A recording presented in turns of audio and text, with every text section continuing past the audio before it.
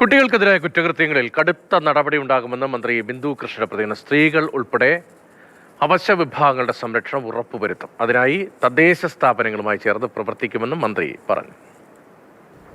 എന്തായാലും അത്തരം കാര്യങ്ങളിൽ സമഗ്രമായൊരു നടപടിയുമായി സംസ്ഥാന സർക്കാർ അതുമായി ബന്ധപ്പെട്ട എല്ലാ വിഷയങ്ങളിലും മുന്നോട്ട് പോകാനുള്ള നയങ്ങൾ നിലവിൽ നിയമങ്ങളും ചട്ടങ്ങളും കൊടുക്കുന്നുണ്ട്.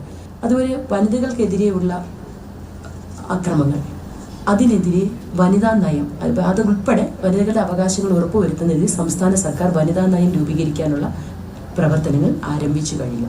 ഈ ഒറ്റപ്പെട്ടതെന്ന് നമുക്ക് എഴുതാൻ പറ്റുന്നതിനേക്കാൾ കൂടുതൽ കേസസ് റിപ്പോർട്ട് ചെയ്യുന്നു. നമ്മുടെ ശ്രദ്ധയിൽപ്പെട്ടത് ഇത്തരം കാര്യങ്ങൾ, അങ്ങനെയുള്ള ഓരോരോ സംഭവങ്ങൾ അങ്ങനെ നമുക്ക് ഐഡന്റിഫൈ ചെയ്യാൻ പറ്റും. പക്ഷെ അതിൽ ശാസ്ത്രീയവും നിയമപരവുമായ ഒരു ചട്ടക്കൂട് ആവശ്യമാണ്. അതാണ് വകുപ്പ് രൂപീകരിക്കുന്നത്. ഞാൻ സൂചിപ്പിച്ചത് നമ്മൾ എല്ലാ സാധ്യതകളും ആലോചിച്ചിട്ട് കാര്യത്തെ തീരുമാനമെടുക്കും.